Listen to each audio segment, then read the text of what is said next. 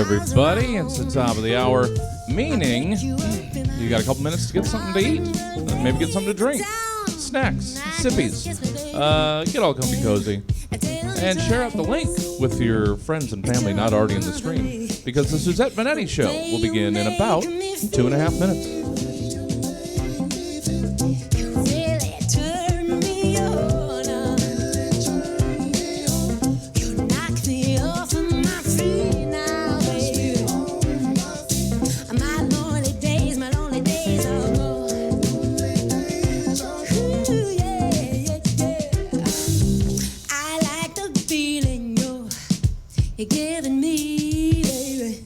Just hold me, baby, and I'm in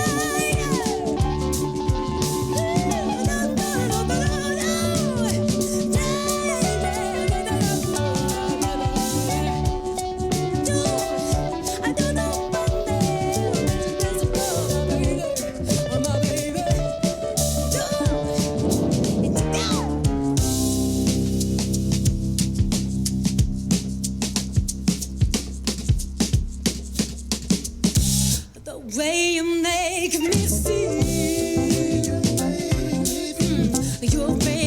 You really turn me on.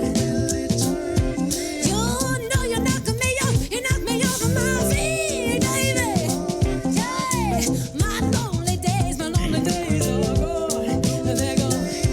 Ooh, the way you make me feel.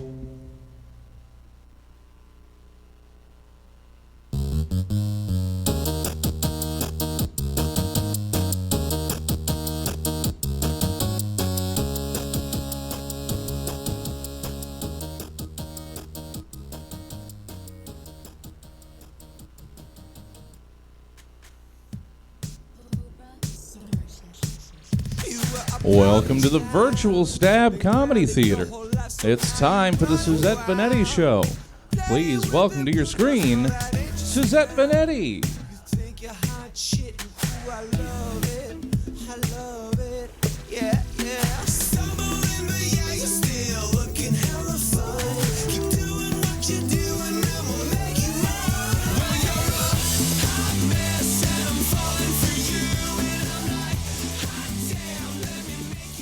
Hi, everybody. It's 5:03. It's Sunday, March 7th.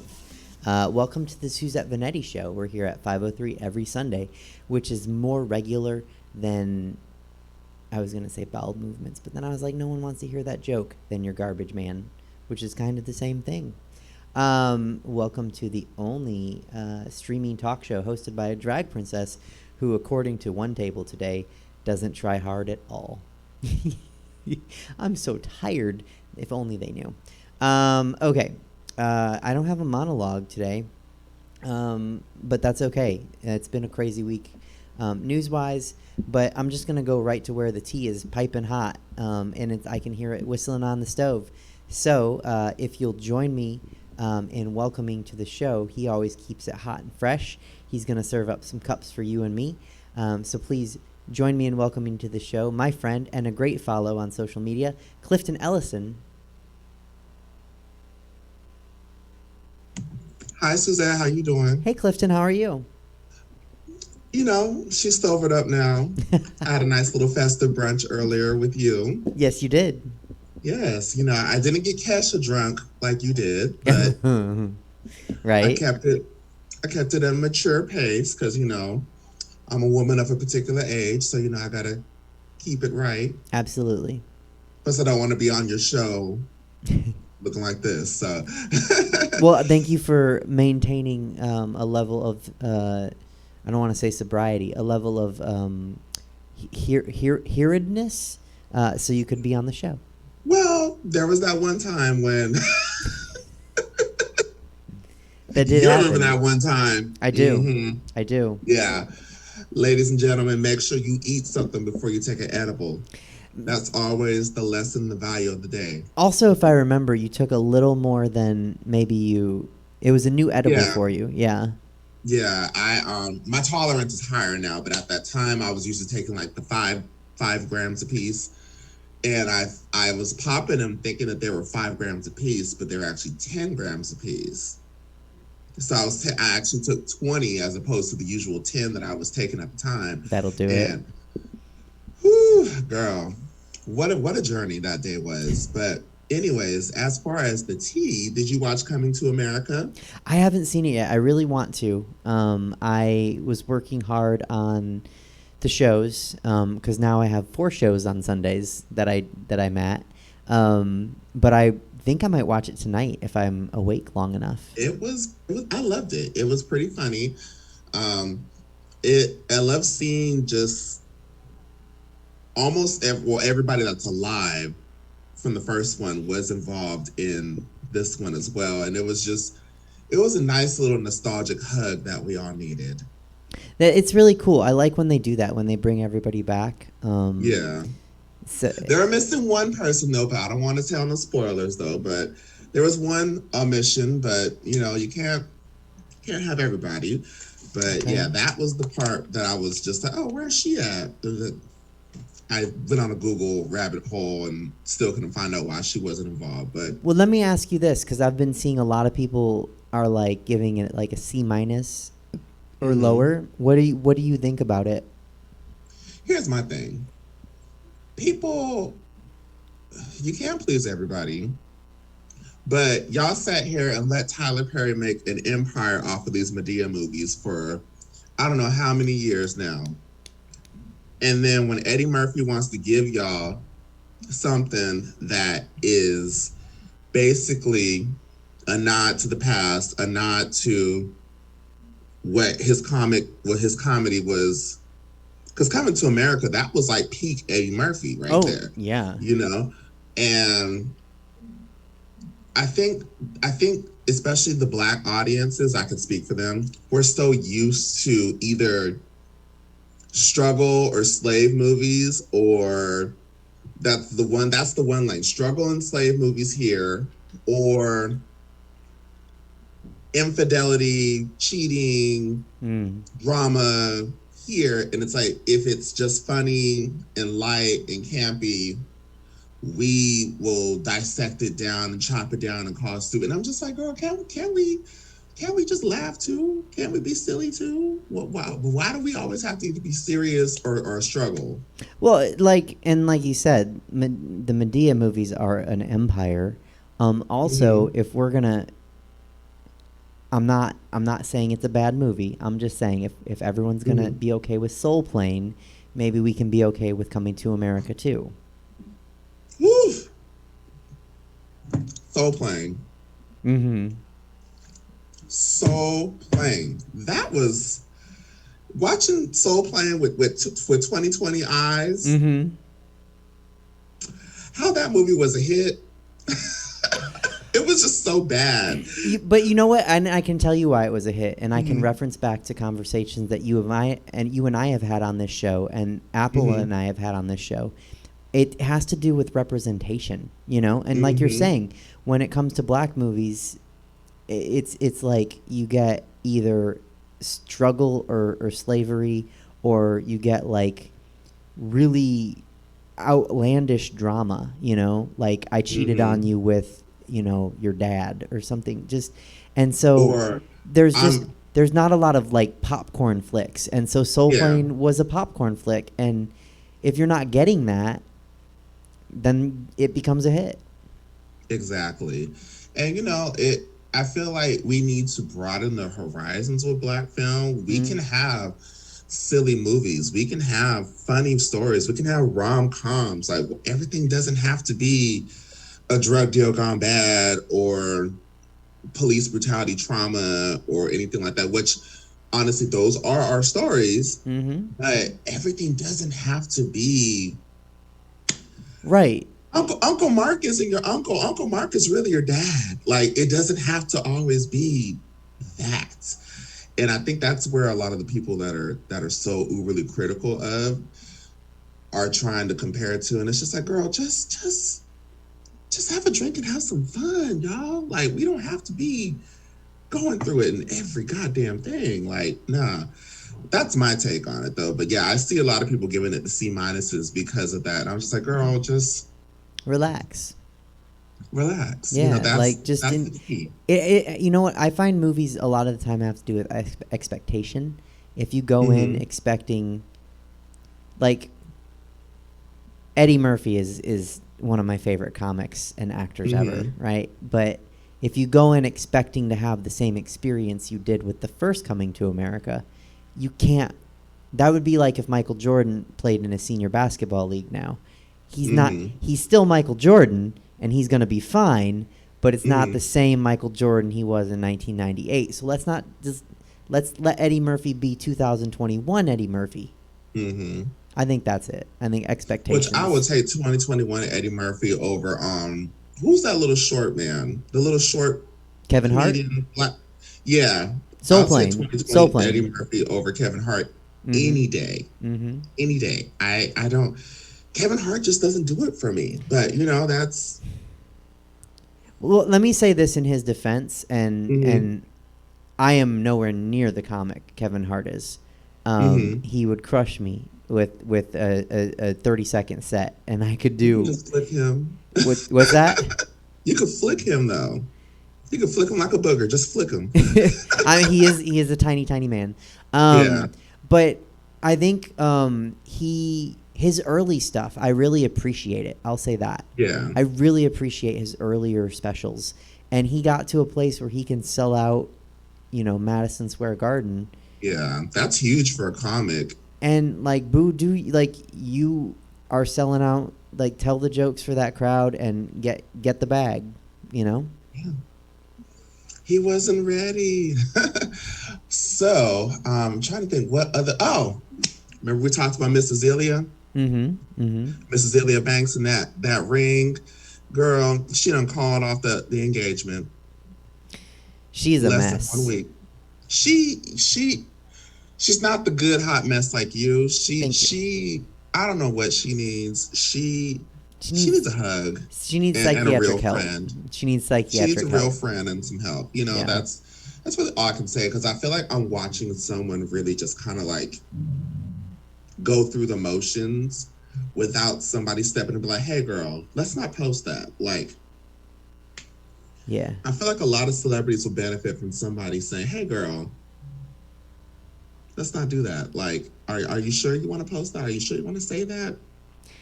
You want to mess up your endorsement deals or your bags, or in her case, if she didn't have such a nasty ass mouth, she could have been on the Pride circuit for 5 or 10 years after her career. But no.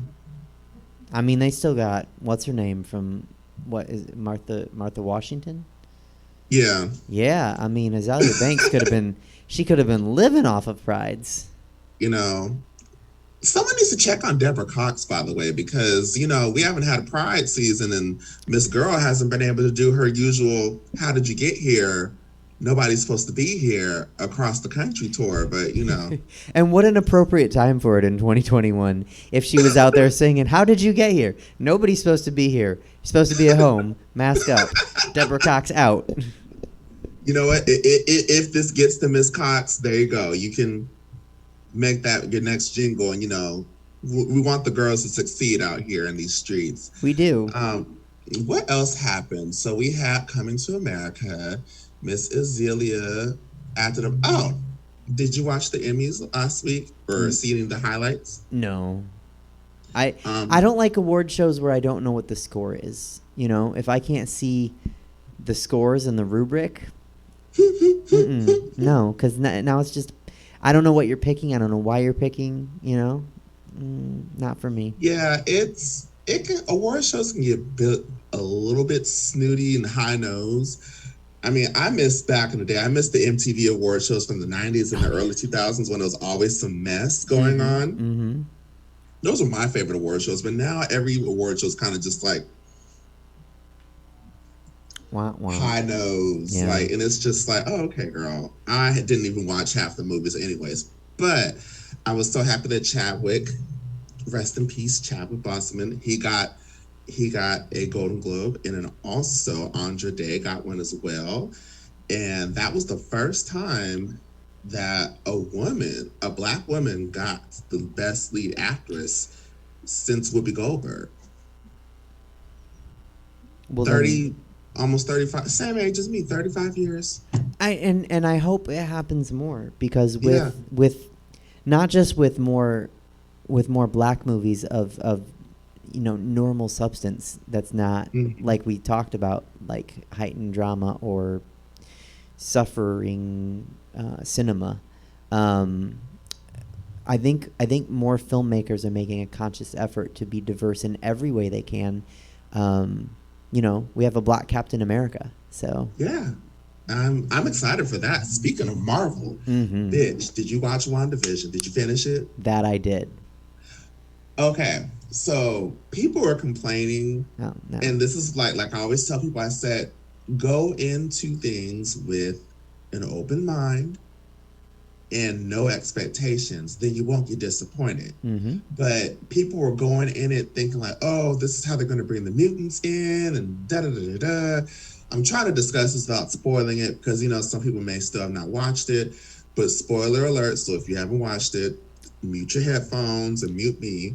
I I was happy with the ending, and it still left like, if you watch the post-credit scenes, did you watch both post-credit scenes? Absolutely, always do. And that part where she was in the house and just making her tea and everything like that. But then when the camera went to the back and you had her reading the book, Astral and it was projection. like, and so I was like, okay, some shit's about to go down. And it just made me so excited for what's to come. Well, and that's what every Marvel movie really does well, is it tells a story from A to B, and then it says, oh, but have you heard about C? And then end. You know, it always leaves you with more questions than answers. Somehow, like, you don't even understand how that's possible because you get so many answers, but every answer has 2 or 3 more questions. I just can't believe that I was invested in a woman that was in love with a walking USB cord. Like, I think she might be my favorite now. she really, like, because the movies didn't really give you that much of her, but the show really broke everything down. And then, like, and especially, like, I know, like, a lot of people watch the first 2 episodes and they're like, what the fuck kind of I Love Lucy shit is this? But then when you get to the part where you see why she's put everybody into these 1950s, 1960s, 70s sitcoms, because that's how she learned English, was from watching all the shows with her parents. And then when they show the flashback, like, and then when you're like, oh, okay, that's why this is happening. That's why this is happening. Like, it was just so good. And it was just like, damn. This broke my heart. I read another explanation for why the decades were going so fast. Are you ready to make, like, your soul to cry? Okay, what's the explanation? The explanation that I read, and I mean, I think it's because of the learning English. So I'm not saying I agree with this new one, but this new one says she lived through all the decades with Vision, so she could feel like she lived a lifetime with him, because he wrote a home to grow old in, and so that was her way of living an entire. I don't think that's accurate, because I don't think she understood it was going to end so fast and the way it did. Yeah. But as a single person, same. It really got me. What I wouldn't give Elizabeth Olsen all her things next award season. That's all I have to say, because Miss Girl acted her ass off, and Monica and Agatha. It was such a good cast, and just everything was just phenomenal about it. What else happened this week? You know, this COVID life and everything like that, I feel like the weeks just be so long sometimes, and you get tea on like Monday or Tuesday, like, oh, I can't wait to talk about that, and then come Saturday or Sunday, you're like, what was it? Like, oh, that's why I work on these scripts. Normally, I this week I didn't have any monologue, and I think the week before, but normally you have to check in every day and write it down, because you'll forget. I mean, we had a problem with the previous president where too much was happening, and now it's just like COVID messes with, like, this message popped up on Facebook, a reminder. One of my friends wrote on his Facebook that his friends Suzette and Taryn were moving their brunch from Punchline to Midtown, and that was a year ago, and that feels like 20 years ago. My God, the first and the only show that happened at Mango's. I remember that show. I was there, and I think that was the weekend that everything closed. That was the day everything closed. That was March 18th or 17th? March 15th. Oh, yeah. So it's coming. Oh, it's coming around. I know. I remember. I had a show get canceled that night. I had a show that was supposed to happen that night at Punchline. I was at the Merc. Yep. And I was with that you. That was the last day. And actually, I have a video of it, too. And I took a video of all my friends, and I said, well, this is it. We might as well drink it up. So now look at us. Well, next week will be the 1-year anniversary. I hope I'm not in They're the going to give us a video. little toxic number then. Maybe. Keep my hands to myself. Yeah, there you go. Some Selena. Fresh and clean. Ooh, that's So a fresh good and so one. clean. What was another one? I had a whole list, and then I decided like, no, this isn't tasteful. But I had a whole list of like pandemic songs. I think now that it's been over a year, you can joke about it. Oh, I'm gonna tell you what I'm gonna do on Easter, because that's gonna be a thing. Oh, girl, you finna come back from the dead? I'll tell you off screen. Okay. Okay. Well, Miss Suzette, thank you so much for having me. I'm gonna go meet a man friend. Oh, thank you so much for being here before such a exciting night. Have fun, and when we talk later, let me know how it goes. I will. Okay. Well, thank you so much. Love you, boo. Bye. Bye. All right, bees and boos. That was Clifton Ellison. You can follow him on social media. You can send him some coin. His information was below his picture and feed, and right above my pretty little head is the information for Stab Comedy. You can send them some coin because, as I say this every week, we are still in a pandemic. We are still bringing you content for free. So send. Don't worry about. I mean, look, I would like you to worry about me, but if you do anything for me, send it to my contributors. Send it to Stab. This show means a lot to me, and the fact that you guys are watching means a lot to me. And if they could just get a couple dollars, just so they know you're watching, that'd be cool. So thank you. With that, it's a short show tonight, guys. We're going to get right to the interview guest. I am so excited to have him on. He is a fantastic comic with a huge resume, but really just an all-around awesome guy.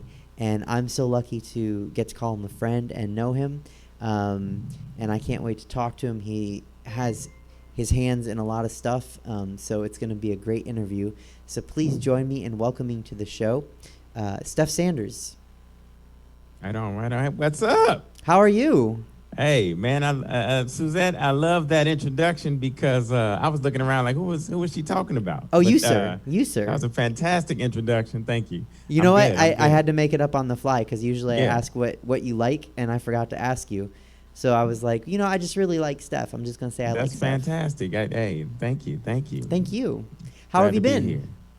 Huh? How have you been? I'm good. Fantastic. We COVID maintaining. That's what we doing from the planet of California. So, Yeah. What have what you we been do. up to during the pandemic? Oh man, like everybody else, starting businesses, getting in, becoming a stock expert because I got a 0.3 of a Tesla stock. It's just everything. Staying busy with it. I started my own podcast called Off the Change podcast show. Expanding my business ventures, and doing all the Zoom shows I can do. Still doing auditions, and they're now having comedy festivals online. So doing those things as well. So, Okay. staying busy and doing. I've gotten a lot of commercial work in the past year. So commercials have kept me busy. Well, good for you. That's awesome. Yeah, that's and that's it. I'm shelved because last year I 2 movies were coming out when pandemic that I did were coming out and the pandemic hit. So they both were shelved. So just waiting on those to come out so I can be the new Kevin Hart. And so, so you were listening. What do you think about what Clifton and I were saying? What are your feelings about Kev? Because you're a comic and you've been in the game for quite some time, and you've certainly have you performed with Kevin Hart? Oh yeah, I know Kevin. Yeah, you know Kevin. So what I don't like his newer specials myself, but I respect his hustle and I respect him as a comedian.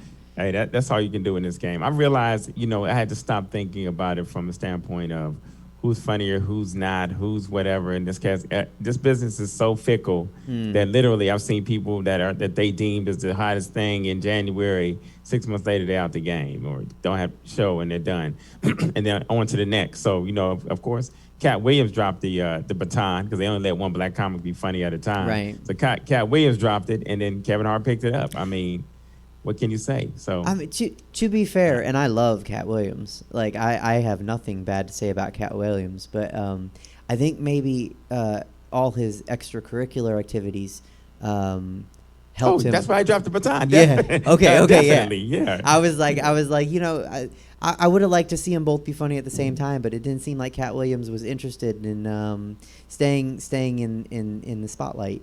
No. Yeah, well, he's interested. It's just, your demons or whatever you're going through sometimes overtake all of that, So you have nothing to do with that decision making for you. So Absolutely. Yeah. I have a heavy question for you, and I didn't write this, but I want to ask it because of what Clifton and I were talking about, and then now what you referenced. So it is true that it's not, obviously it's not like a written down rule, but it's a very known fact that they only let one black comic be funny at one time. When will that change? What do you think? Like soon? You know what? I don't think it will change until. So we got to change from the top down. We usually change from the bottom up. So everybody changes. We may change how we format shows. We may change. We put more black folks on shows. We may let more black folks in venues or in places that we weren't in before. But the ones making decisions that tap you. I remember early on in my career, I was in improv in Hollywood, and Chris Rock said, "You are not funny until the right white motherfucker tells you funny." And so until those persons change, the leaders of the studio, the heads of the studio, the heads of any of those big decision makers handing out the $20 million, $40 million, and $100 million contracts change, it's not going to change. It's not going to change. Okay. So. Well, They'll sprinkle it. They always everything. It's like one of them things where you get the new flavor of the month. So they'll be like, oh, we want to do the BLM tribute this month show and put it on NBC and all the major networks, and that'll appease everybody for another 10 years. They'll do stuff like that. But as far as it changing, we're on a large level. But that's why I may not like Tyler Perry's content, but I love the fact what he's done. He's created a $1 billion empire off his own stuff. yeah. So we have to do stuff like that. So Yeah, and no, Kevin Hart, he created LOL, created Laugh Out Loud, created Heartbeat Productions, and he's doing his own things. And that's what we have to do. We have to create our own avenues. Oh, you're talking. Look, that's everything I've had to do as a performer. Because if you sit back and you wait for it, they might not nobody come. handing you nothing. Yeah. Yeah. Wait means almost never. Wait for it means that almost means never. So Yeah, that's why it was really. I don't know if you heard at the top of the show. I said there was one table that was like, oh, she's lazy. She doesn't try, and it's like my friends were. I didn't hear them say it obviously at the brunch today, but my friends did, and they were so mad. And I was like, look, baby, it's okay. Like when you're a performer, not everybody likes you, and you got to accept that as a performer. Yeah. You're not everyone's flavor. But they were mad, and they were like, you work so hard. And I was like, I know. And they'll either come back to the next brunch and pay me their money, or they won't, and someone else will. Right. So I'm not worried about it. Yeah. But no, I hope for change. I think some of those network heads are gonna shift in more friendly directions, and they're going to be more diverse, and so hopefully we get more than 2 women on a show, more than 2 black people on a show, and we can just have funny people. Talent Yeah. overseeing it. But and like I said, it'll just, we have to change systems. It's like the talk this last year was BLM and finally toppling the systemic oppression and the systems that are in. That's in everything. So we have to change the whole educational system. We have to change teacher prep. We have to change entertainment system. We have to change how everything is done in order to fit it, because it's entrenched right now. And the old boys network still runs everything. They just hand it off to their sons and their daughters, and then they let people in. Or what they do is you got your 4 major networks or 3 major networks. Then they have these subsidiary little networks they create and say, we'll just put them all on there. Put the Latino network, the Black network, put them on there, and UPN and CW. I was going to say UPN. And they'll be happy. Yeah. And they'll be happy. So. Well, hopefully someone else comes along like Kevin Hart or Tyler Perry and just starts making their own trail. That's what I'm hoping for. So you mentioned that you've been doing a lot of Zoom comedy. Yeah. What do you think about it? I don't like it. I don't like it at all. Very fair. I don't think, it's one of them things where you get used to it, but it's one of them where you get used to something you don't like. And so it's not like I've gotten used to it and I'm like, oh my God, it's great. No, I've gotten used to it and I still don't like it because as comedians, we need the exchange of energy. You do. We need that touch. We need to know when something's not working, when it's working, when it's what kind of crowd we're dealing with. And so very interesting that this is the way we're doing things now. But it's funny because from a business side, persons that create and produce shows, it saves so much money. You don't have to do anything with overhead. You don't have to turn on lights. You don't have to rent a building. Right. It's like set a link up and get all the people that I would and honestly more people because I can do nationwide now, worldwide, set this link up and make money. So it's funny how this is going to change things. Just like I said, it's going to change things for businesses. Because if I own a business and I had, for instance, a call center, all of you are staying at home now. I'm not going to pay for this call center. When I know it can work now, 600 employees can be at home and I can still get the same productivity. Yeah, I'm good. So yeah, it'll be interesting. No, I think a lot of, we've talked about this with a couple of guests. I think there are shows that are going to end up living beyond the pandemic. Yeah. Like as hybrid shows maybe. Hopefully this one. I like doing this. And I think there are other shows that will just end as soon as you can have a live audience. Because I'm with you. And my thing is it's a different medium. And I think that's what a lot of performers, you're certainly a really experienced performer. I think a lot of newer performers don't understand that it's not the same medium. So you have to adjust for the medium, which makes it not live comedy. Yeah. It's Zoom comedy. It's Zoom comedy. Yeah.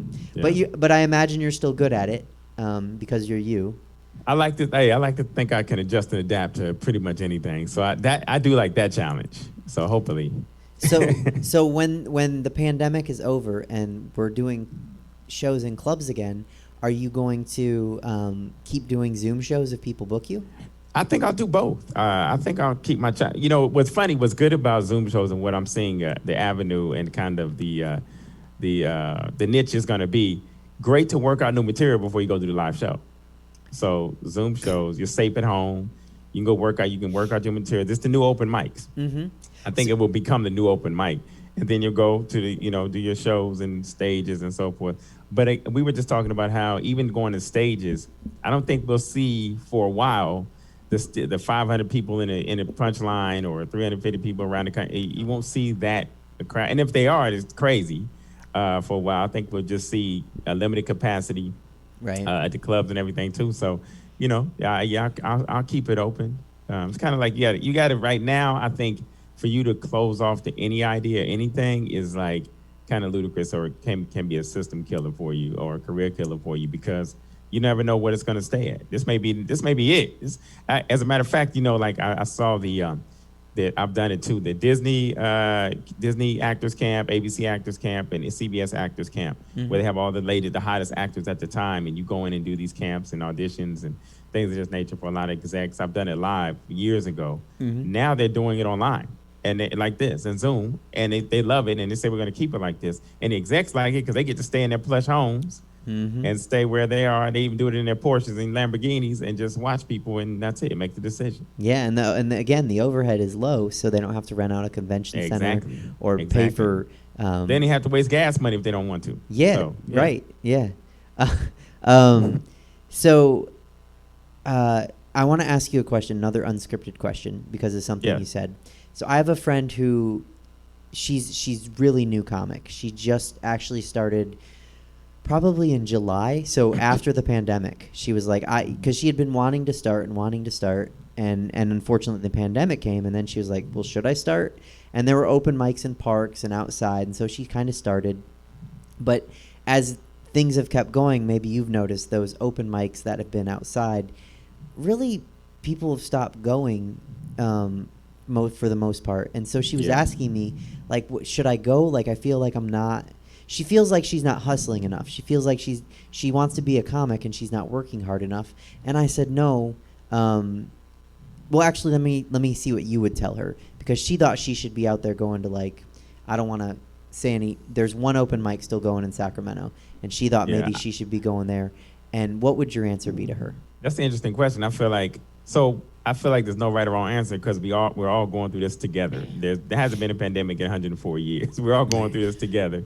So it's like, what is the right answer? And I'd say depends on what your goal is. So as a new comic, you just want stage time to get more comfortable on stage. So I would use it as that. If that's what, there's 2 in the city. Because it used to be, I remember there was so many in the city, we could get up 2-3 times in a night, 6 days a week. And so you wanted to do all of that. And it just gave you your chops and get you much better. Even if there's nobody in there, your confidence, your rhythm on some jokes, and getting words. For me, it was like getting jokes out of my mouth the first time, but no matter where I did it, just leaps and bounds for the next time I did it in front of a crowd. So I mean, that's her being new, and she wants to do that and do it for that reason. Yeah, not for the reason of there's no people there or there's no it has to be a selfish reason at this point, and that is I want to get new material out of my mouth.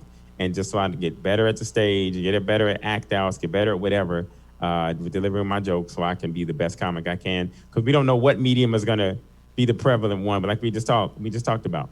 Right. We don't know what it's going to be like. All right, back to the punchline again, and then open mics. And plus, it'll be oversaturated. So if you think about it, like when it does open back up, how many people are going to want to get to open mics? So like, for instance, like myself, I remember when I was a young comic and see veterans who I am now, come in and take my spot, bump us down, bump us either off an open mic or bump us way down on the list.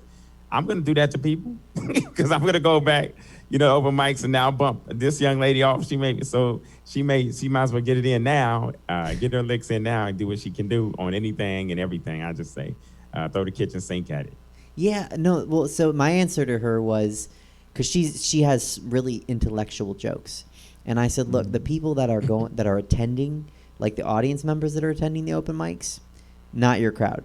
And as a new comic, that's not going to help you necessarily. I mean, it does and it doesn't, I said there are so many Zoom open mics and you're so new that like it, and I said exactly what you said. It's just getting the words out of your mouth sometimes. It's just hearing them come out of you. And no, I don't like that phrasing, or I don't like that line of logic, like let me switch the order or something, And so I said just do the Zoom open mics because you haven't done a lot of live comedy, and I think it'll be easier for you to adjust because all the things that suck about open mics are when people are silent, when no one laughs at your jokes, when you say something and there's completely no response.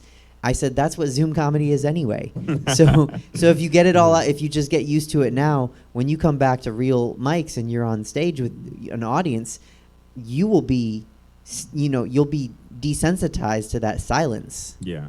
So well, and there's value in doing, even though she does whatever types of jokes she does, and you said like the audience doesn't get her, she's going to learn later that she's going to have to adjust for any. So she does a corporate show, and this is not a crowd that usually she does these in front of. She has to do the same humor and the same material, maybe changing it up in rhythm and so forth to do it for that. Because I give you the example. So I used to think you got to have a church set, you got to have a clean set when I was doing churches and back and forth. And finally, I would watch the best church comedians, and they were like, they did their sets. They did whatever they did in the club. They did it, of course, changing some language and so forth, but also changing maybe some cadence and just some subtle nuances and learning how to deliver it from the church to the club to the most raucous clubs to whatever. So she's going to get value in that as well. Yeah, I and again, I certainly would say your answers are way better than mine because you're way better than me. But what I've thought about doing for a situation like that is you do got to have your same jokes, your same humor, maybe have a different tag. Because right. the 95-year-old white guy isn't going to feel the same as, the 21-year-old black guy. And the different things are going to make them laugh. But also the same things are going to make them laugh. You just got to figure out how to basically code switch so you can explain the joke the same way to all the people, Exactly. And that's going to do her well in the future, give her much more confidence. Yeah. I'm going to make sure she watches this episode. I don't know if she's watching, but she used to watch every episode. I'm going to be like, Steph had good words for you. That's good. Yeah. Get that toolkit. So live comedy. You have been doing it how long? Comedy? Have been doing well? Say it again. Oh, live comedy, stand up. 14 years. 14 years. You have, like I said, a huge resume. You opened for Patrice O'Neal, among other people. Yeah. I mean, you've opened for so many people. I'm just naming him because he is a legend. What's it like opening for legends? It can be good and bad. Some legends don't. I've told people, like, when I went to Hollywood and got into this, I got some success early, and then I met people who I watched and idolized and loved on TV or the big stage and so forth, and I met them and was so disappointed. So I tell people, they'll be like, oh my God, I know it's exciting to meet so-and-so. I said, do you want the entertainment answer, or do you want the audience, the civilian answer of how they were? But Patrice turned out to be, Patrice and I became close, one of my best friends. So really, like, I just watched this documentary, and I had to wait to watch it because I knew it would affect me in a certain way. And it was hard. It's been hard since. Not a day goes by that I don't think about him and something he said. He's always dropping nuggets, wisdom in his own Patrice way.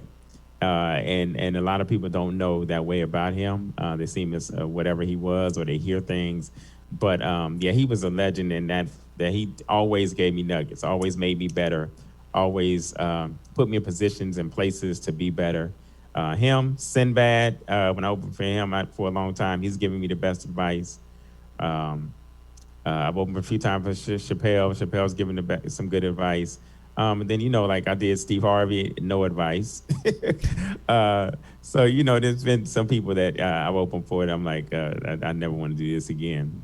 But I've learned a lot from definitely Patrice. Oh no, and I mean, what a cool person to learn from. Like you said, a legend. And if anyone, the biggest thing they taught me, all of them, the good ones taught you, is that, don't look at it as you're following somebody or coming before somebody. You always create your own energy. So do what on stage only Steph Sanders can do. So it doesn't matter if D.L. Hughley's following you, Bernie Mac coming after you. They're going to remember still. You make them still remember Steph Sanders. Bernie Mac is going to do Bernie Mac, and of course they're going to do their thing. It's not a matter of you going against them. You want to create your own energy so that you do your thing. Because Patrice told me one time, he said, one night I was getting one day we were doing a tour weekend, and I was getting standing ovations from the feature spot, and he said, remember, there is nothing anyone can do in front of me that I cannot make the crowd forget about them in 5 minutes. So, it's just a lesson in that, you just always got to create your own energy. Don't worry about who you're following, what's up. You always got to be the best you and make people just remember your name. That's really great advice. Wow. Yeah. We could just fill like a couple hours with you just giving me the advice that you've gotten from people. I wish Steve Harvey's advice. I know you said he didn't give any. I wish he had just said wear a good suit. I wish that had been his advice to you. So what do you like about stand-up comedy? Wow, good question. Never got it asked that way. That's a good original one. What do I like about it? You mean that? Yeah, no, really. I haven't gotten it. People ask, why do you do stand-up, or why did you start? Excuse me, but never ask like. Oh yeah. I hate that question. Like why did you start? It's usually a generic answer. Everyone's is the same. For me, it fulfills a few things. Like, so I like performing in front of people. I like that gratification or that response and that exchange of energy. Whether I was in dance my whole life, played instruments, sports, whatever it is, I needed to be in front of an audience. So for me, it fulfills that. And then the challenge of there's no other profession. I'll name a few, but no profession like ours in that you have a stool, a stage, and a mic, and you have to make people laugh. That's it. With your words, your whatever your thoughts comes out of you. Yep. Your thoughts. You have to create that energy and make people laugh, and for however long, 15 minutes, an hour, whatever the case may be. But that's a great challenge and a great thing. Not too many people can do that. A lot of people want to do that or are funny at home and want to transcend that to the stage and make everybody like they're at home on your couch. But no, not many people can do what we do. So I tell people you either need to write a book or get on stage in your life or do both. And those two things are, so fulfilling and so such challenges. And the only people that do that other than us are strippers. And so strippers are, have have a great challenge in the same way. You got to pole if you can do the pole. You got to pole what you wearing. You got to make people ooh and ah and give you money. I mean, what other, other than us, nobody does it. Well, okay, so a couple follow-ups.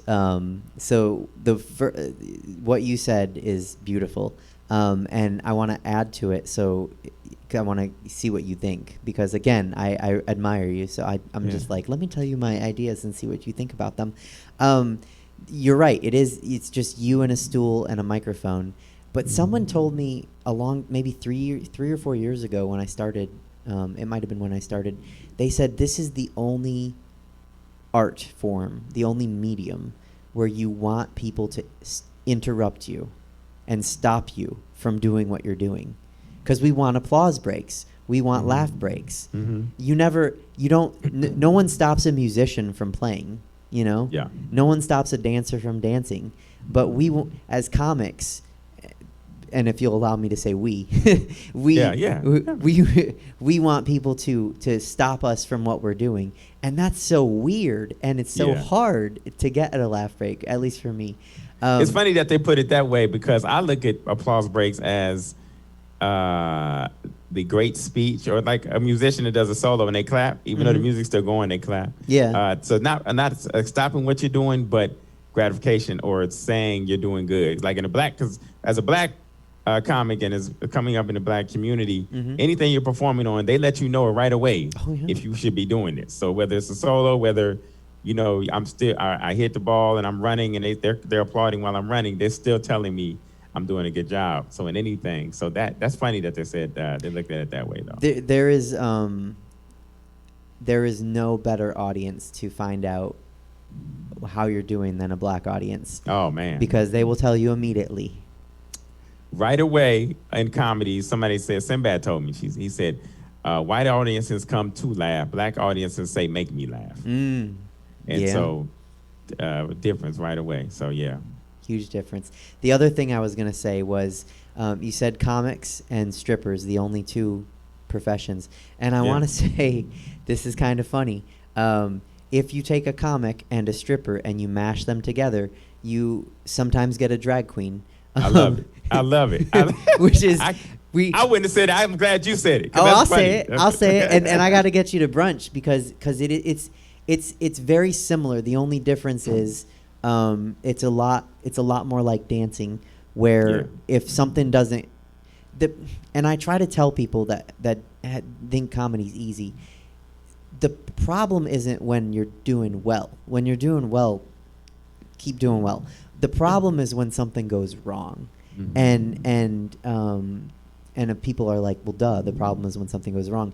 But I'm saying when you're a new comic and you say your funniest joke and nobody laughs, and then you say shit, and then you say your second funniest joke and nobody laughs, and you go, uh-oh. I have 4.5 more minutes up here. Right, it's gonna be a long night. Your booty starts sweating. Oh man, it's the worst. But every other art form, dancing, there's a next step. When you're playing an instrument, there's a next note. There's always somewhere to go.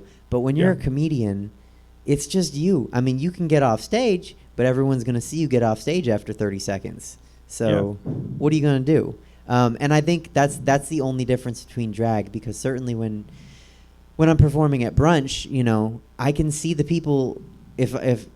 Sometimes I see them looking at me the way that people look at me when I'm doing stand up, and it's not, I'm not hitting the right moments, and I'm like, all right, I got to change this up. I got to get you to a brunch, because it is a stripper and maybe a clown and a comic is a drag queen. The right drag queen, not all of them gotta are get there. Stripper comics, but so they perform at this brunch. Oh yeah. Oh okay. I thought it was just brunch. Okay. No, I like sir. That. No, sir. So it's a drag show, and you did my show at Punchline. Yes. So I was very impressed, and I tell everybody, I did not know what to expect. I'd never done one. Was kind of like, what the heck? And I loved it. And the people that came, they was their first one too, to support me. And they were like, yo, it was so talented. We still talk about a few of the acts and the talent and, like, wow, this was cool. Thank you so much. I that show is so special to me, and just if anyone's not that doesn't know and is watching, it's a half drag show, half comedy show. I call it Queens and Comedy. We have comedians do stand up, and we have drag queens do drag performances. So the drag brunch is all drag performances. Mm-hmm. You get a little bit of hosting from whoever's hosting. We rotate. There are 4 of us that do the show every week, and we rotate hosts because that's a fantastic idea. You need to take that half comedy, half drag to Netflix. Oh, you need to take that idea. I was taking it all over the road, and then the pandemic. But I would love to take it to Netflix because there is nobody's doing that. I just like you said, I like when people realize how high of an art form it can be, and the same thing on the comedy side, because there are people that come for the drag queens to that show and have never seen live comedy, or what's worse, they've seen like a bad open mic, and they're like, oh, live comedy's not it. Yeah. And then they see you, or they see that show had Regina and Casey Lai and Punky Johnson, and they're like, okay, wait a minute, I need to reevaluate what I thought about live comedy. And now Punky's on SNL. You see that? Right. Oh no, of course I saw it. I texted her, hey girl, congrats. But it's like, I want them to appreciate you guys the same way that you were able to appreciate the drag for the first time. Yeah, that's good. Because both are so impressive. So thank you for the kind words. Yeah, no problem. I'm going to stop talking about me and ask you now. You said what you like about stand-up comedy. What do you hate about it? What do I hate about stand-up? Mm-hmm. Wow. So the art form itself, there's nothing I hate about it. The business of stand-up comedy is something I hate. And that is, it's so unpredictable, and it's so, at first, I think it gets comics, can get comics out of sorts. And I always used to love comics, and they were already at a place. They were in 14, 15, or 20 years, 30 years in that didn't give a damn. And I'm like, wow, they do whatever, they would not follow the rules, and the producer said, don't do this, and they do it. And I'm like, wow, they're such rule breakers. How could they do this? And whatever. They're not going to get far or whatever. And now I realize, being 14 years in, what they know is what I know. There's no rules in this game. Oh, I was going to say, were they white? They make up are BS. Stop trying to follow them and conform to what they want, because just be you, and somebody will find you. It's meant. As opposed to, for years, I went with this, I even catered my material to, got to be this for TV, has to be this for the movie producers, has to be this for the directors and casting directors. And I was like, I got things and did some things, don't get me wrong, but that big hit or something I was like thinking was going to come and didn't happen, I'm like, what am I doing? So now I'm free on stage, much freer to do the material I want to do, feel like doing whatever I think is funny, I'm doing, as opposed to what everybody else says do. So I would tell new comics that now. Get early on. Yo, stop. Don't even go with the industry thing and all of that. Do what you think is funny, and you're going to change the paradigm. It's a shift for you, not to them, because them old fogies be gone in 6 months, a year. And whoever told you that don't do this or do that material is gone in 6 months or a year. So, yeah. How long did it take you to realize that? Long time, man. Long time, Suzette. I think, so I took a hiatus in comedy. I took a hiatus to get a little thing called a PhD. And right before getting my PhD, I started to realize it. After I came back, I still was trying to do a little bit of conforming, because I was like, I want to be acceptable again, or people to say I'm funny again. Then I was like, what am I doing? So I would say the last definitely 3 to 4 years, I'm like, I don't give a damn. And the pandemic really put me over the top.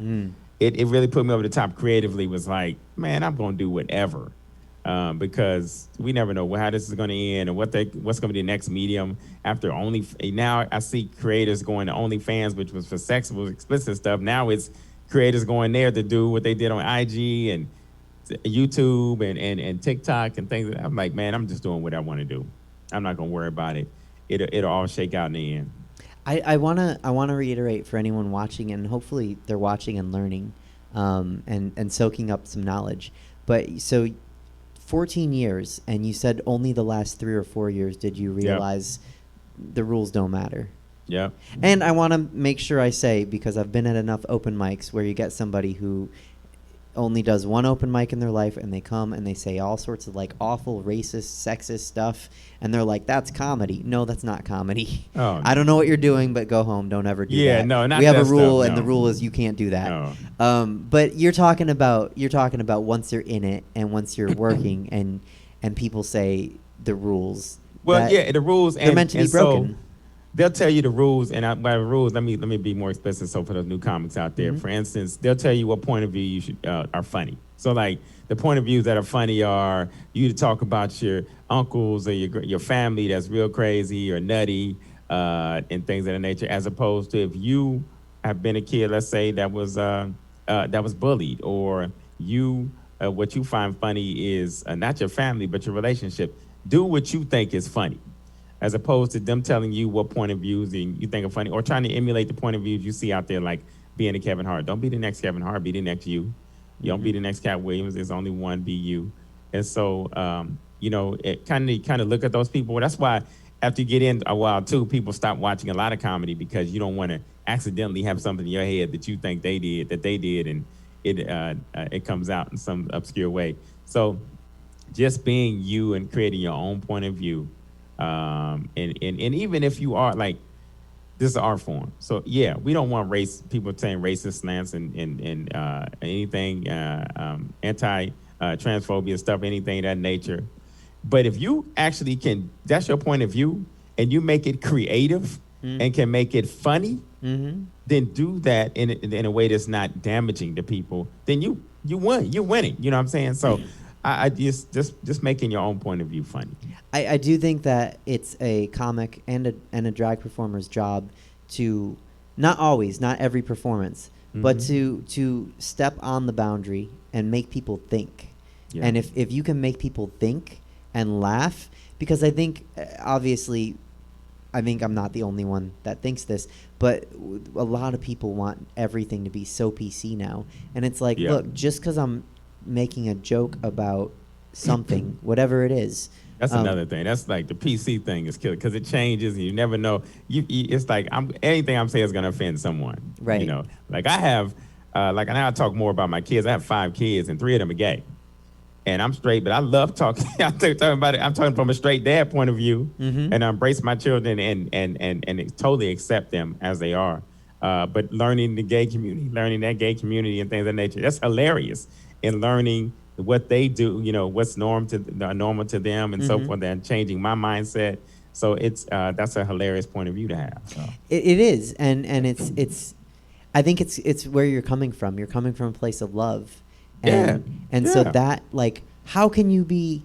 Who are you offending? Your children? No. Exactly, yeah. You're talking about how difficult or awkward or interesting or enlightening or surprising your journey is, learning through your kids what they're going through, and like, that's not offensive. That's just, I think it's beautiful. Honestly, I wish more people would allow jokes like that to happen, because that's how we learn about things. If we come out and we just start talking about the things that everyone knows, we're not going to learn about other people's points of view. Yeah, exactly. Yeah, and straight people come. So when I do it, people love it. But straight people will come up to me and be like, "Oh my God, I can't believe." I say, "Why's it painful for you? They're my kids." Like, what you doing painful for? Something you need to work on. Right. So, that's your issue. That's your issue. That ain't got nothing to do with me. Yeah, you don't have any issues. You just made it clear. Good. What is the most interesting venue that you've performed in? Wow, so many interesting venue. I know. So I did, when I first started, I did this tour in the South, and I don't know what it was. I can't remember what it was called, but it was all old Elks Lodge VFWs, and so there's 2 types of VFWs. There's the black ones and there's the white ones, and the white ones are all ex-KKK. Basically, they just took off the KKK and put VFW in them.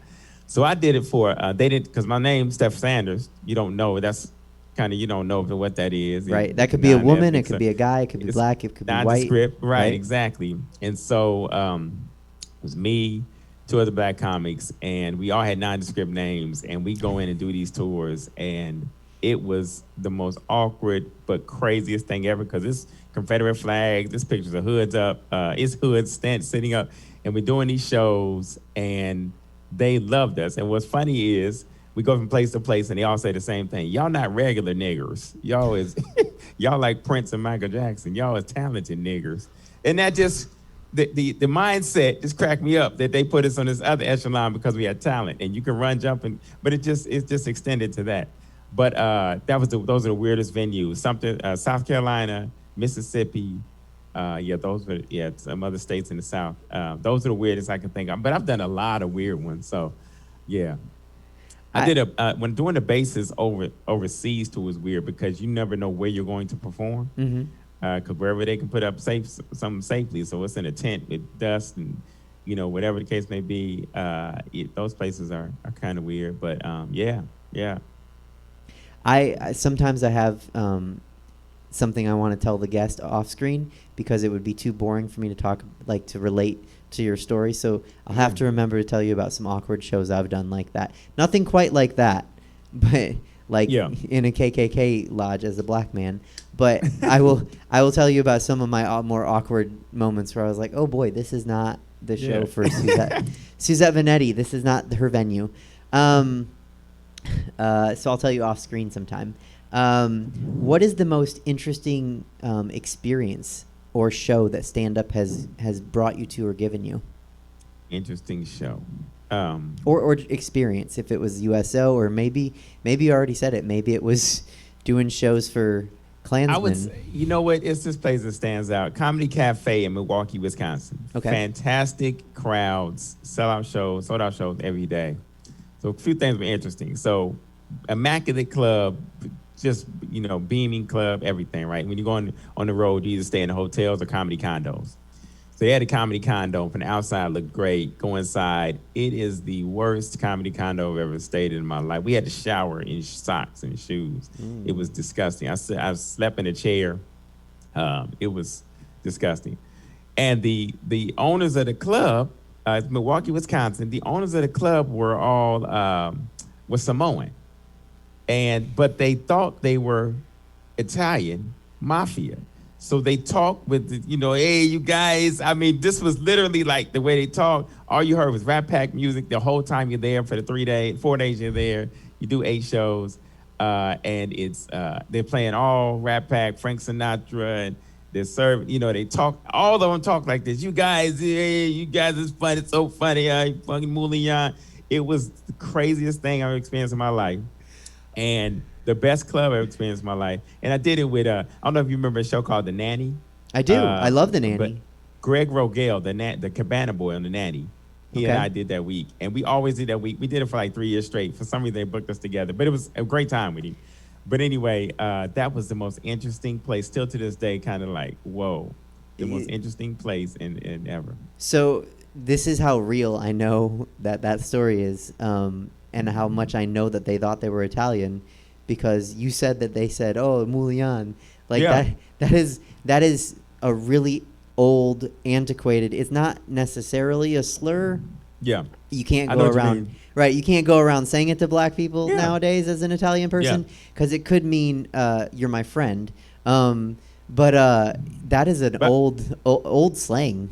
Oh, slang. I lived in Brooklyn for 7 years, so I used to hear old Italians talk like this and hear that. So when I went to Wisconsin, I'm like, oh, where are y'all from? And so it was so interesting. These big Samoans, and they thought they were this, and they put their hairstyles in the Rat Pack type of hairstyles. It was, and that wasn't long ago. Like, right, ridiculous. You know what? Things get to Wisconsin later than they do the rest of the country. So they just got the Rat Pack music like last year. Right. They're just a little behind. And the Samoans just fit in where they could. They fit in where they get in, No, I had an older family member explain to me what Moulignan meant, and also I consider myself a Dago, which is an old slur for an Italian person. And I said, well, who can call us a Dago? And he said, well, it depends who they are. If they're friends, anybody. If they're not friends, they're going to get punched. Yeah. So I always to me, you don't hear those words anymore. So that's such a real story. So you mentioned it. I did my research on you. I just want everyone to know that I took this very seriously. I did research, but you mentioned also that you're an actor, a trained musician, and a dancer. What skills from those art forms translate to stand-up comedy? Oh, just being able to do anything. So always being able to do something on stage. Yeah, I always felt comfortable because if nothing else, I'm going to dance for you. Nothing else, I'm going to talk about playing an instrument. I'm going to, so those things always funny. I can do all of that. And then my first show, I've been acting a long time. They put me in acting. My parents did. At the age of 11, I was on a show called Zoom. And so just all of that stuff translates to making me much more comfortable on stage. I didn't have that, I never had stage fright. I didn't know if I was funny, but I didn't have stage fright. So I was like, if I'm not funny, I'm going to do something else on here on stage, so Yeah. It was one of those things. Yeah, that's what translates. So, what did stand-up come last, or did you do all those first? So I did all that for my parents. They never knew I wanted to be stand-up because my parents Oh. would have absolutely not let me do stand-up. However, what they did do, so they're the ones that introduced me to. There used to be parties at our houses or other houses, and they would they would listen to the party albums of Richard Pryor on live, Red Fox, Moms Mabley, George Kirby, you name it, all these people, and George Carlin, Billy Crystal. They would listen to these albums. And I was like, man, why we sitting around listening to albums and not music? That was so intrigued me. And my mom used to listen to them when she would get sad or angry, whatever. She'd listen to those and start cracking up. And I said, I want to do whatever they're doing. So I was adopted and only child. So to be liked at school, I made people laugh. And I would memorize the Richard Pryor, Red Fox, any of those routines, and Bill Cosby, without the curse words, and do them the last 5 minutes of school, or the kid do them during school, and the teachers would let me do 5-10 minutes at the end if everybody was good. So that's how mine started. My parents were like, wouldn't have approved of me being a stand-up, so they just put me in that stuff to be well-rounded. I was supposed to go into politics. That's a whole nother story. But after my mom passed, I went to my dad about it, and he said, yes, I'll give you my blessing to do this, to do stand-up. And then he saw me, and then he saw I was good, and he was like, all right. So that was, a nod of the head was a good thing for my dad. That was big. It's like a round of applause or a standing ovation. And then he passed shortly after. But yeah, they gave me the blessing. That's a real thing though, that you had to be good for him to give you the nod, because if you weren't good, he'd have been like, this isn't it. They're like, not the same for you. Yeah. This seems like a stupid question, but do you love stand-up more than all those other art forms, or do you love them all equally? I love stand-up and acting the best. Okay. And I love it the best because acting, you get to go into and touch on emotions you don't normally get to touch on, or character traits that you don't possess, but you get to become. So I like that transformation. And then taking it on the stage too. So talking about things, because the stages or your material is usually your life or somebody you know or close to, or some complimentary subject matter, or whatever the case may be. So you are transforming somebody else's story into your own and making it funny. So that's the same thing. That's what I do. So that's what I love, is making it real to the audience, that it either happened to me or whatever the case may be. Very cool. That's a lot of talent, and it's funny how your parents kind of prepared you for stand-up comedy and exposed you to it without wanting you to do it. And I'm glad you found it still. Yeah. And you're right. Once you've done all those things on stage, you're like, well, I don't know if I'm funny, but I'm sure not scared to try. Right. Like I'll give it a try. Yeah. So I wanted to talk about your podcast, and you mentioned it at the top of the show, and I almost asked about you right away, but you're wearing the shirt. Tell us about your podcast. Off the Change podcast. So it's been 2 years in the making, now to a little over 2 years in the making. I wanted to do a podcast that I've always been told I have two passions in life: entertainment and academics, or education. And so I was told you can't, merge the two. You have to stay separate. And it's kind of one of the things where I wanted to stay separate. But I said, I don't want a podcast. At first it was going to be called the 50-50 podcast, 50% entertainment fun, 50% a topic. And so that was already taken. So Off the Change came from something on stage that my uncle used to say. And so I wanted something that merged the two. So I do 30 minutes of zany and funny, then 30 minutes of a topic, and merging into a podcast. And that's been my passion project and my baby. And so I love it. Yeah. You did something that you said you learned, which was there are rules, and the rule was don't combine entertainment and education. And you said, no, I'm gonna go ahead and do that. Right. So where can people find your podcast? Off the Change. So it's audio and video. So we have a YouTube station, Off the Change, OFFDACHANGE. And then Off the Change podcast or Off the Change show is on all platforms: Spotify, iHeart, Apple, Anchor, you name it. It's on every platform. So every Wednesday episodes come out. So they got episodes coming up this Wednesday. As a matter of fact, double episode, special one, double episode. So they're coming out this Wednesday. So be on the lookout for it. What's an example of like some of the zany fun you have and some of the serious topics? I did. So for instance, I get to work with some people that I've worked with my whole life in comedy, and lucky they're my friends, so they do my podcast. So for instance, Rodney Perry, he was just in the new Coming to America 2 movie. Mm-hmm. He was a guest on my podcast, and then the second half of that we had financial persons talking about what to do with your stimulus, what's the best way to invest, starting a business. Then I had a young lady who had been sex trafficked when she was 13 through 16, 17 years old. Mm-hmm. And now she's a mom and wrote a book and things of that nature. So did her as a topic. And then that same on the 30 minutes zany side, I had Ellis Rodriguez, I had Kristen Frisk, I had everybody on this for the holiday episode. So I was on a tour called the Barely Tall Enough Tour, which we're bringing back. Myself, Maranzio Vance, Willis Turner, and PB Smiley, everybody 5'6" and under.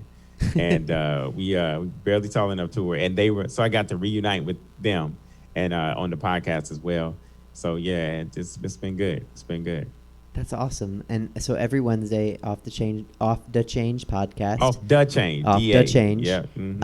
And people can find it, and it sounds like I don't know how anyone turns that down. You have fascinating, interesting topics and zany fun. Yeah. Yeah. Why? Yeah. What else could you want? All right. And it's been good because what's funny is it's been out since putting it out. Comics or people come to me now and say, I want to be on your podcast. So that's a show of approval, just like it would be if applause breaks or whatever. So yeah, that's been good.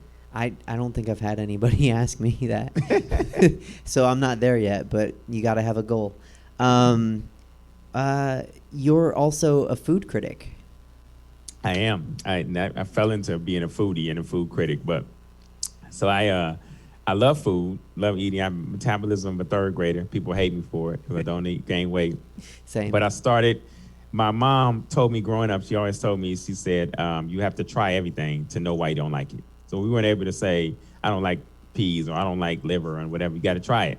And then you tell me why you don't like it. So anyway, I've always been interested in other foods. I always tried everything.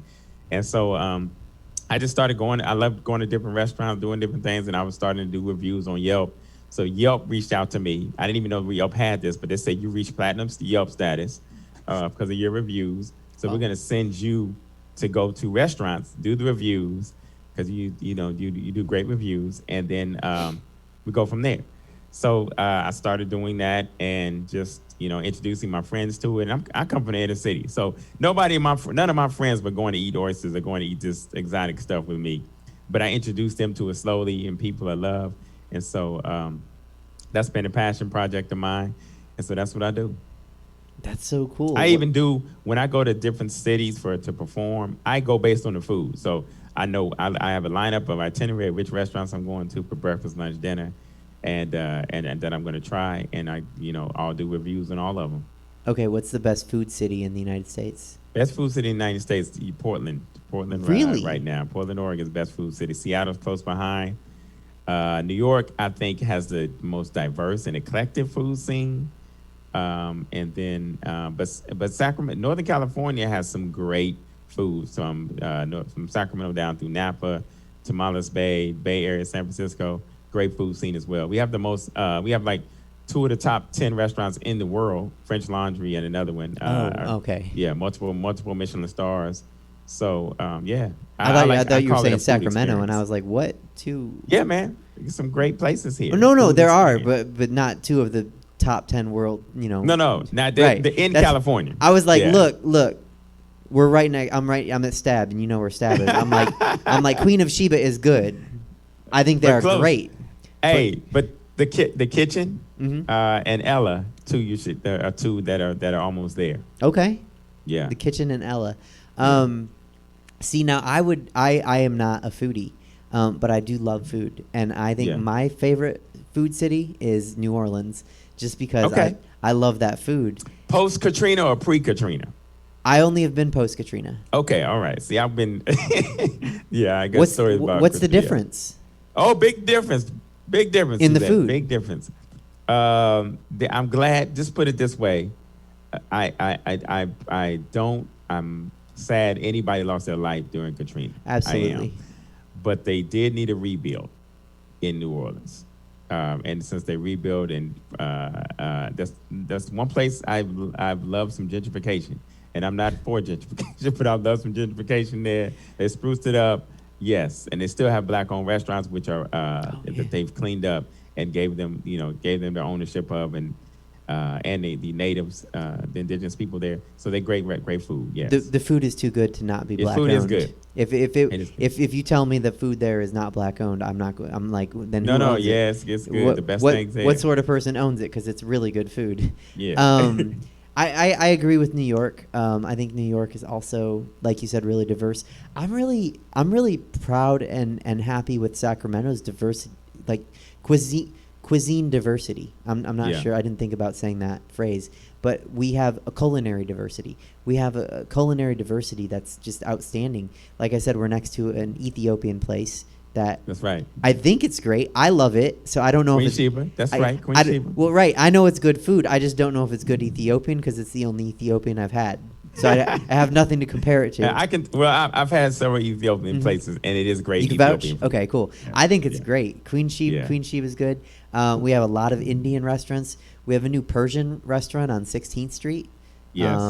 We have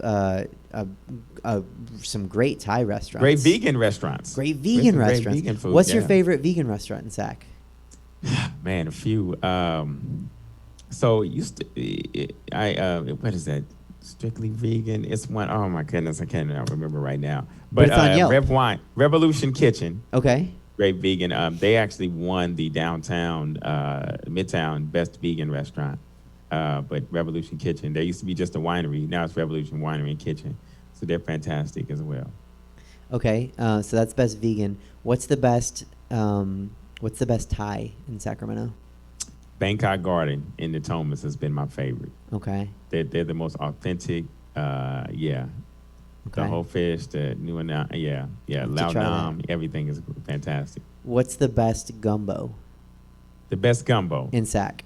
Torres in Del Paso Heights, right across from Grant High School. Okay. Don't look in the kitchen. Don't look in to see what's happening. Just order the gumbo and go. Yeah. Don't think about it. Just order it and go. Don't be Yep. looking to see who making it, what the restaurant looks like. You don't need to know anything. yeah. Just eat the food. Just Hey, order the food. Okay. Get it when they call your name. Go. You're a Sacramento native, right? No. Okay. Well, how long No. have you lived here? About 20 plus years. Okay. So you remember Plum Blossom on J Street? Yes. Plum Blossom was so good, Uh-huh. and like they got shut down once, and people were like, "Oh, they had roaches." And I was like, "I don't care if the roaches were cooking. Their Yeah, food yeah. is great. Like I don't Yeah. care if the roaches are in the fried rice. That's good food. That's good food. Open Right. back up with whatever you need to do. Put some gloves on the roaches. Get them masked up. Put a hairnet on them. Whatever. Like keep Yeah. making my food." And then they shut down, and like now there's a Thai place in that spot, but they went through that spot like I don't know 3 or 4 different restaurants On J tried. Street, right? Yeah. Yeah. Yeah. And the great thing about Plum Blossom was they had that sign in the window, and they would change. Like some nights they'd be open till midnight, some nights till 2, some nights they were 24 hours. And so Yeah. if you wanted Chinese at 4 in the morning, There was amazing Chinese at 4 in the morning. Exactly. Oh. See? And that's New York. That's what I miss about New York, being able to go get whatever food you want Same. at 2, 3, whatever time in the morning. Oh my God, I miss being able to get matzo ball soup at 3:30 in the morning in New York, because and that's why New York is amazing, because anything That's you right. want is there. Yes. Matzo ball Quality soup, too. pizza, Yes, gumbo, quality. Thai, amazing Yeah. food. So I think that's the only change I would say for Sacramento. Like, just give me late night options that are quality. Right. Something other than Del Taco. Other than Del Taco. Yeah. That Which, you I regret guess every if morning. that's it, if Yeah. that's open. There is a Chinese place open pretty late over on, I think, Freeport or Franklin. Yum Yum It's Cafe. okay. I there- may have had that place, but during the day. Yeah. Yang's Noodles is my spot for the best great beef noodle soup and Chinese some Chinese dishes on Stockton. What's it called? Yang's Noodles. Yang's Noodles. Okay, I'm gonna have to try Tori's. They make their noodles fresh daily. Yang's. Oh my gosh, Yang's Yeah. Noodles. Okay. So now I've asked you about Thai and gumbo and vegan. Who has the best dessert? I'm not a dessert person, but Okay. so Rick's dessert line is always good to me. Okay. But some best things, let me see, like peach cobbler. It's a place in the South area that has some great peach cobbler. But I have, in Sacramento, yeah, but in the Bay Area, Oakland is my dessert places. There's a lot of places there for dessert. Red velvet cake, lemon cake, and cheesecake and peach cobbler. Those are my faves. I can get down with you on dessert. Like, I like these desserts. Okay, important question. Who has the best brunch? The best brunch. Mm-hmm. I've been to a couple good brunches. The Father's Day brunch that they have at I want to say the Radisson on J Street is hands down the best. The Mimosa House has a pretty good brunch. That's very good. Also, Cafeteria 15L, I think. Yeah, they have a great brunch. That's Okay. pretty good. Yeah. And I feel I'm not a taco person, but I feel like I should ask just in case anyone's watching. They're like, but what about tacos? Who has the Chando's best tacos? Tacos, the stand is still the best to me. The stand. La Cantina Alley has some good ones. Mas Tacos has some good ones. But the stand, not the restaurant Chando's Cantina, but the stand Chando's still has the best, to me. Where is best the stand? taco. The stand is on Arden. Okay. Down the street from Arden Mall, before you get to going toward Del Paso Boulevard. Okay. Yeah. Is there a type of food that I didn't ask about that I should have for the I think best? that you asked about it. The Mexican sushi is Crew, and yeah, Crew is my favorite sushi restaurant on the Alhambra. Okay. Okay, here's the question. If food draft, what cuisine across the world are you taking first in a draft? Woo.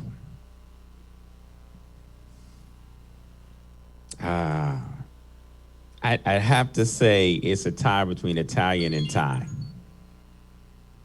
Okay, as an Italian who likes Thai, I'm not Yeah. mad at that answer. Where can we find you next? You can find me on my podcast every week. I have some shows coming up. Go to I Am Steph Sanders on anything.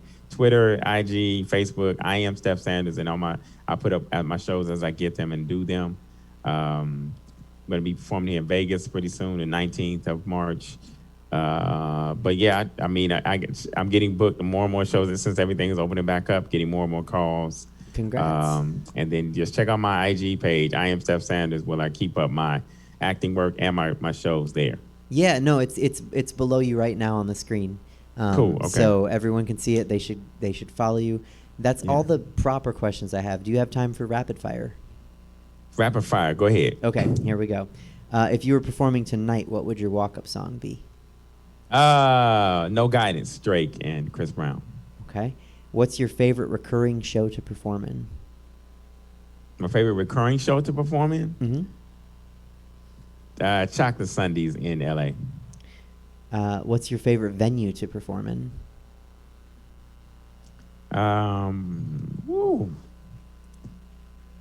Probably Punchline Sacramento. It's a good one. I like it.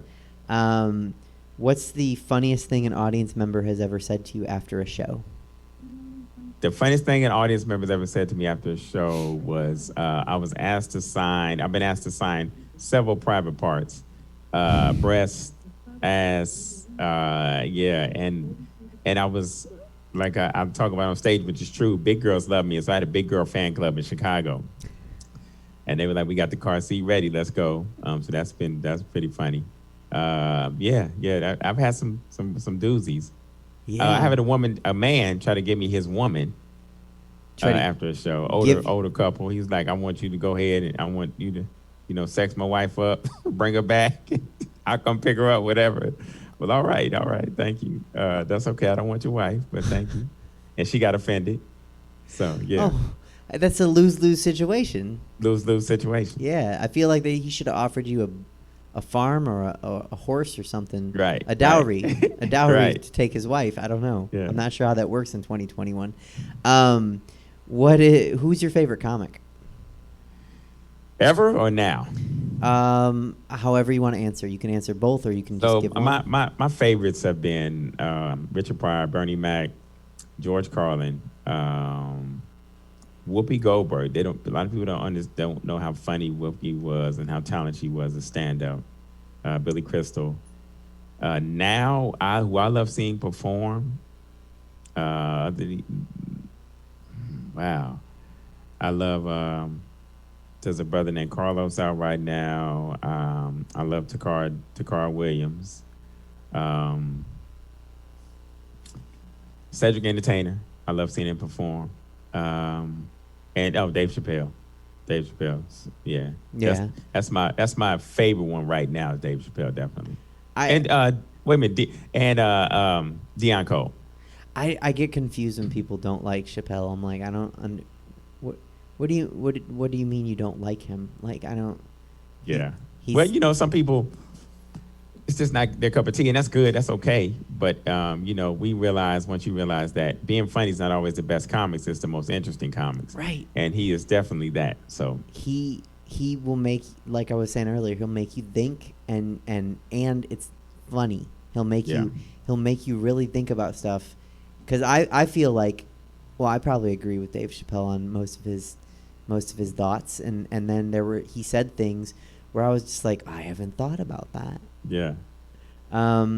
What is what's your least favorite kids show? My least favorite kids show? Kids TV of all show. time, ever? Yep. I did not like Saved by the Bell. So if I like Saved by the Bell, I didn't like Saved by the Bell. Okay. When I like that, I'm sad about Screech dying and everything, but I just didn't like Saved by the Bell. I heard he was mean, like a pretty mean Probably. comic.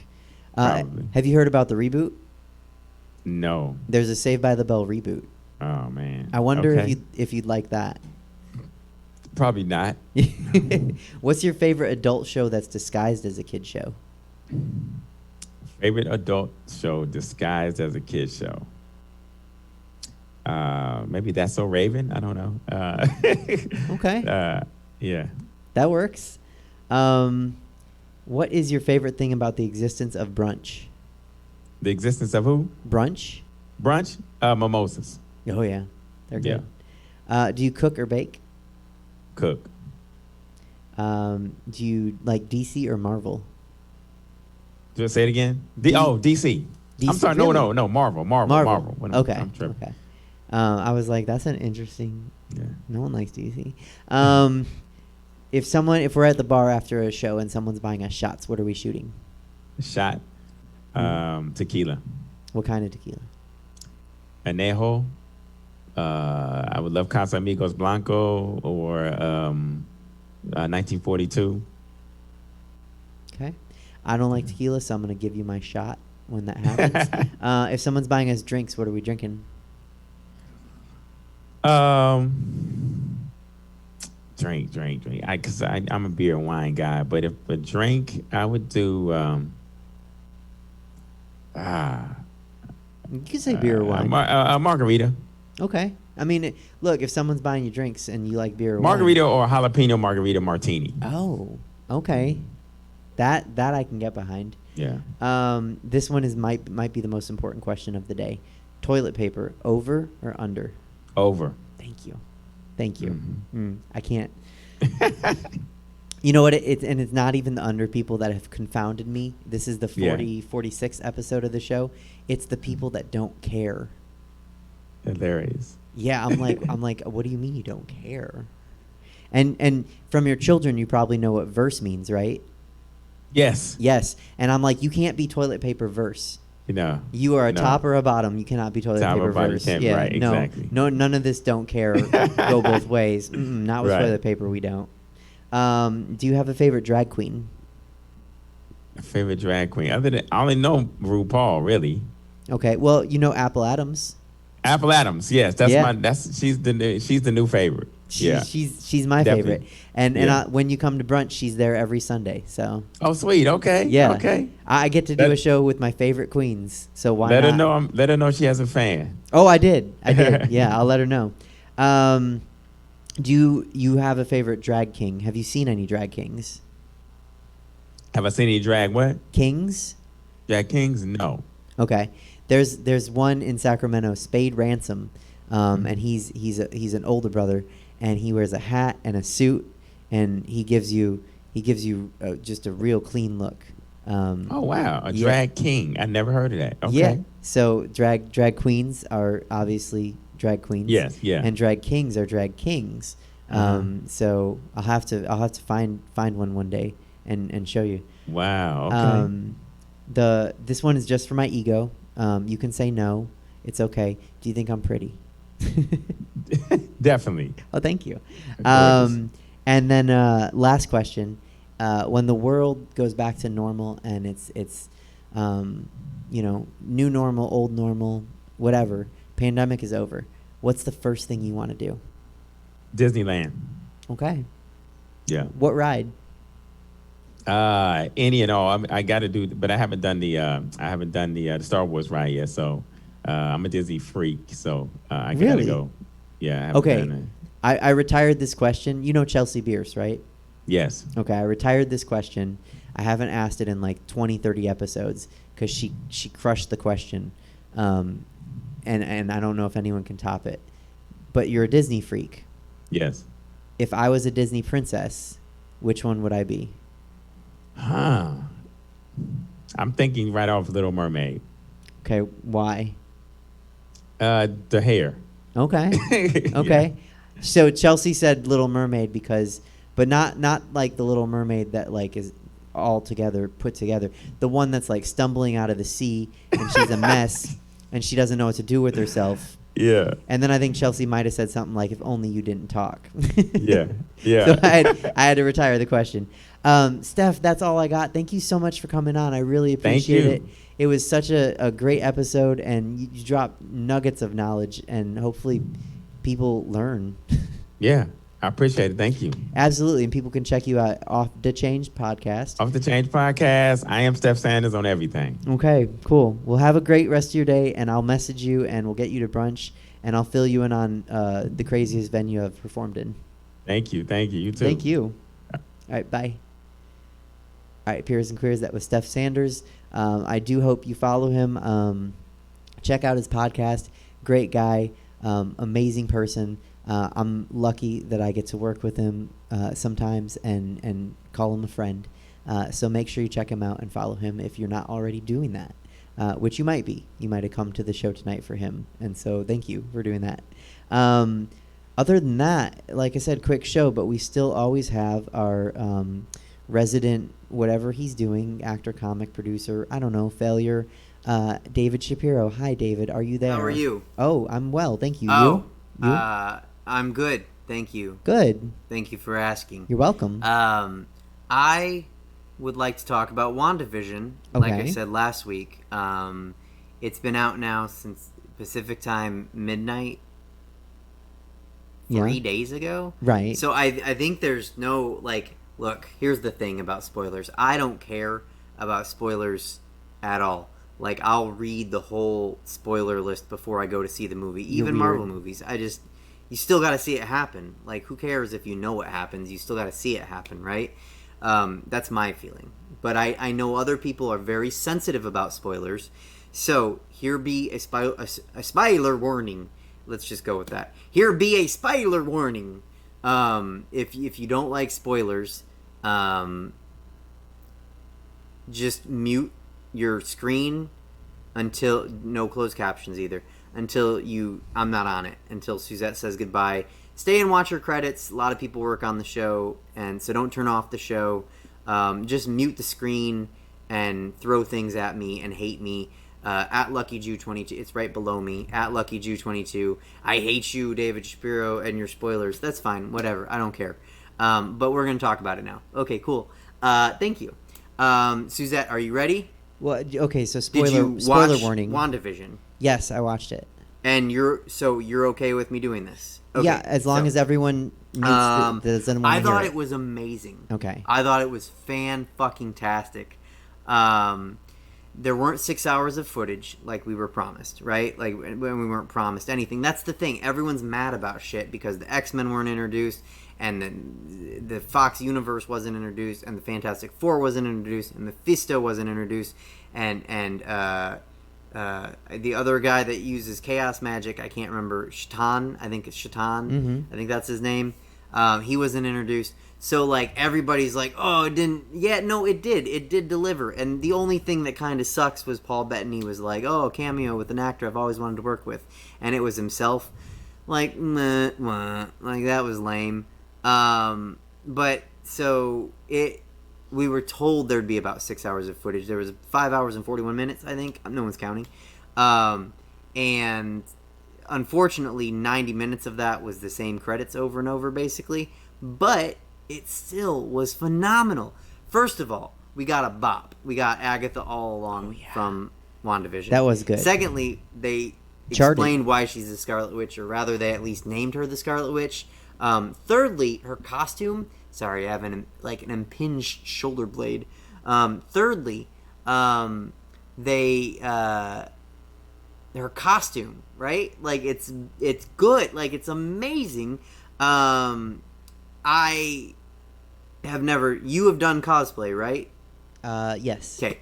If I was to do it, I would be my favorite superhero Spider-Man. But I don't do cosplay, so I don't know. Would you wear that for cosplay? Absolutely. It's such a cool costume. It is. And it de-emphasizes cleavage and her vaginal area, her groin, which is cool because... and it looks like something she could actually fight in, right? Which is neat because, like, it is kind of dumb when you see superhero costumes on women and they're, like, high heels and, like, basically, like, a high-cut, like, swimsuit and then lots of cleavage. And it's like... That doesn't look like you'd want to fight crime in that. I don't know. That might be miserable. Just a hunch. Pants. Always pants and flat shoes.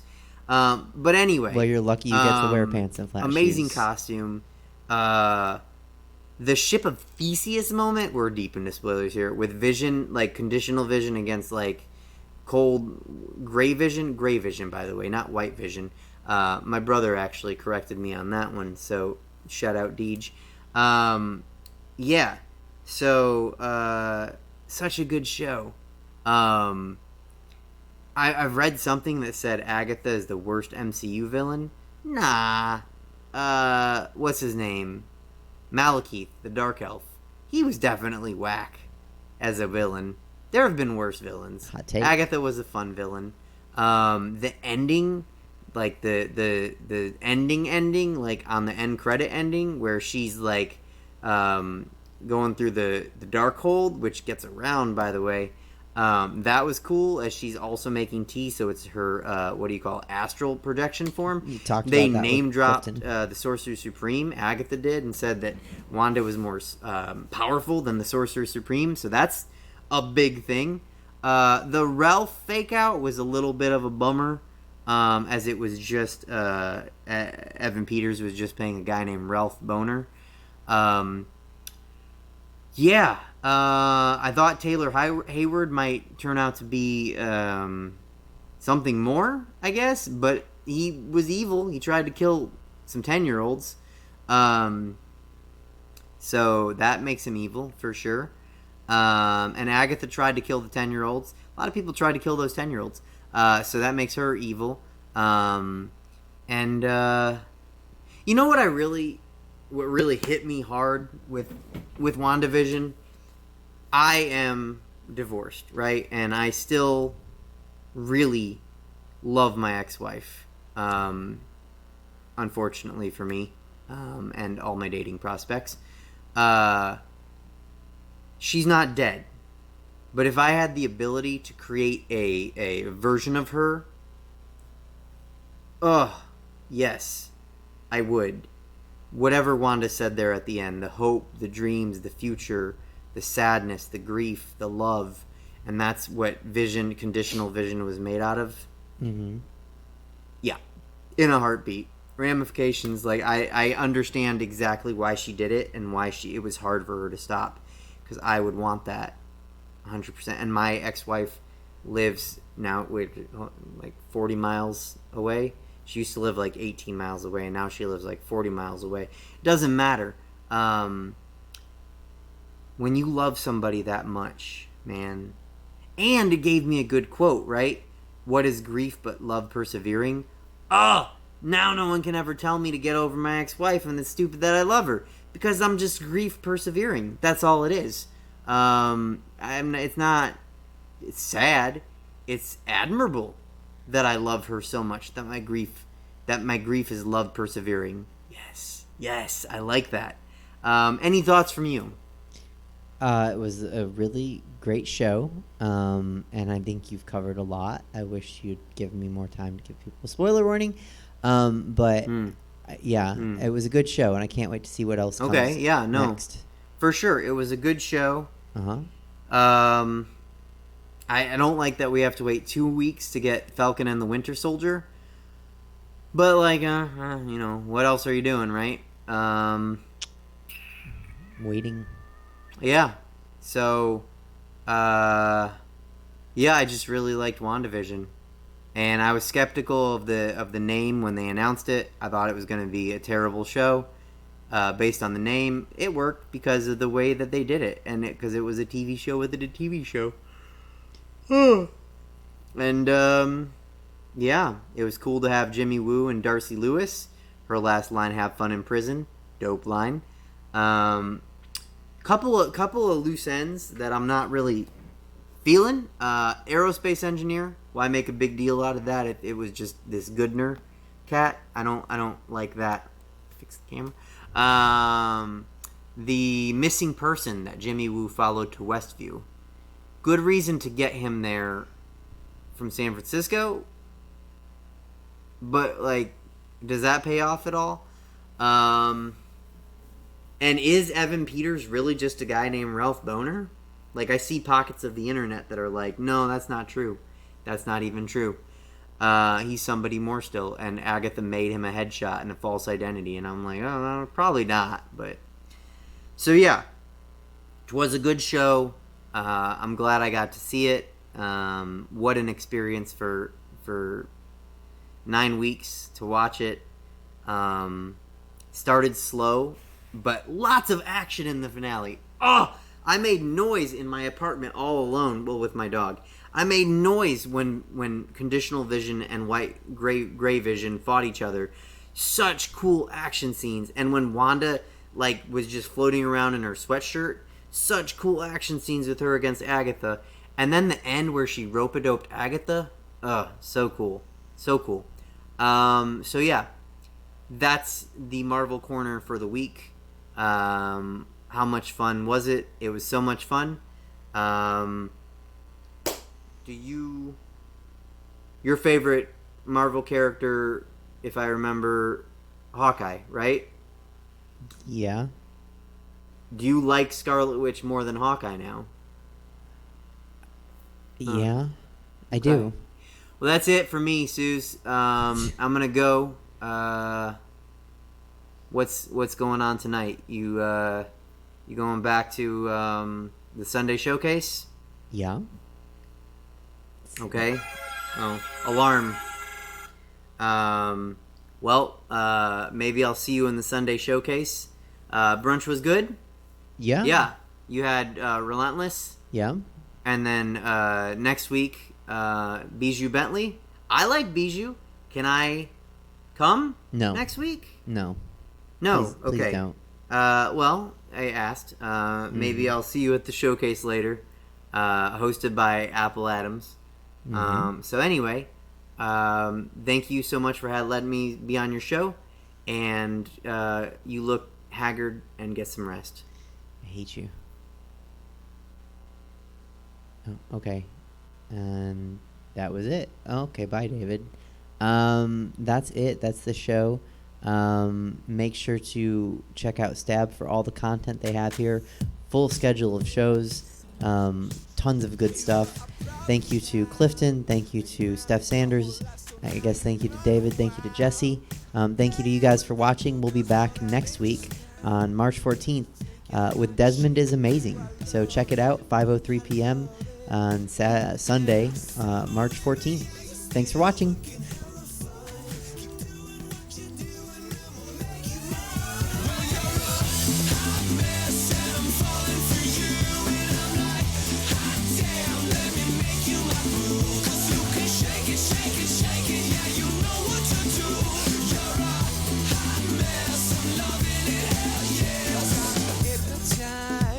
The city's your playground. I watch you take a bite. At 5 a.m. roaming the streets, drunk all night. You think you're hot shit, and ooh, I love it.